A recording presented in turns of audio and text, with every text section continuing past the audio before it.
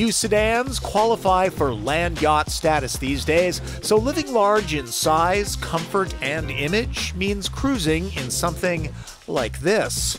I am Tom Voelk with Driven for the New York Times. Lincoln's Navigator established the Luxo SUV segment. For 2015, the bow and stern get a new look, changes that pro athletes, rappers, and well-heeled suburbanites will easily fathom. Navigator is not a car-based crossover, it's a full-on SUV built on the same architecture as Ford's F-150 pickup, but not the new generation, you know, the one with the aluminum panels.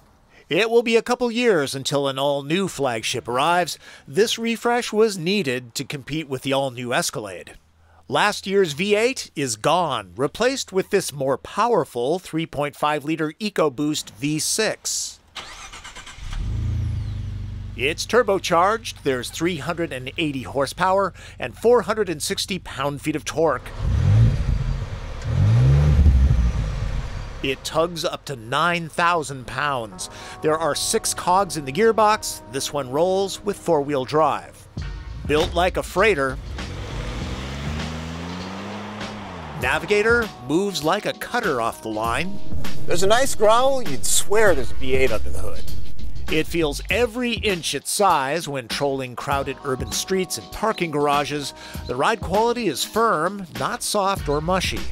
Driving dynamics are more crisp than you might imagine. This is a full-size truck-based SUV after all. However, it has the optional adaptive suspension. Bundled with the reserve package, it's $7,150. The big issue with Navigator? No amount of money will buy adaptive cruise control, lane departure warning, lane keep assist, and automated parking. They simply aren't available. Fuel economy? I saw about 21 miles per gallon on a 150-mile highway excursion, closer to 12 in the city. The reserve package adds more than that fancy suspension. The beefy instrument panel of the wheelhouse gets cut and sewn leather, seats and door panels are upgraded, and if you're unfamiliar with Zeracoti wood, this is what it looks like. These are a crowd pleaser.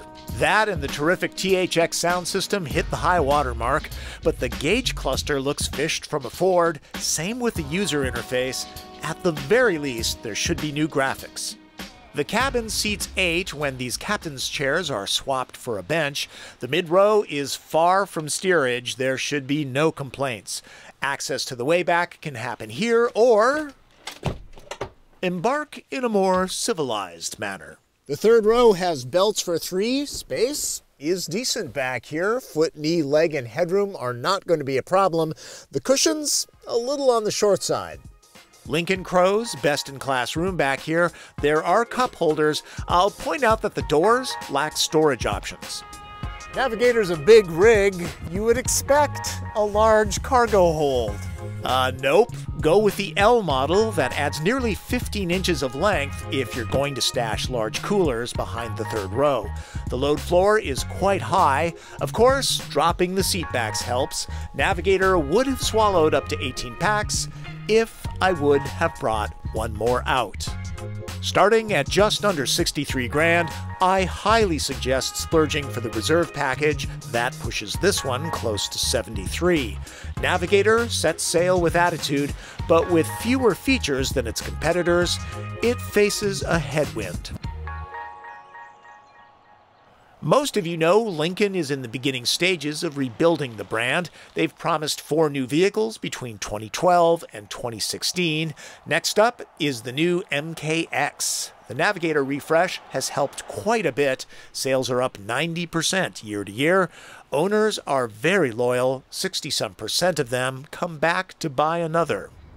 That's my opinion of the 2015 Lincoln Navigator. A little story before I go. I actually had 18 packs of this stuff on my cart, but somebody drew me away asking me a car question inside the store, and another woman came by and took it off my stash. What are you gonna do? By the way, for those of you who have always wondered what I do with all this stuff, I just go into Costco. They're very nice. I take what I need, bring it out, stuff it in the trunk, and bring it back, no questions asked. They've been very, very good to me over the last 12 years. Thanks, folks. Really appreciate it. That's Driven. I'm Tom Voelk.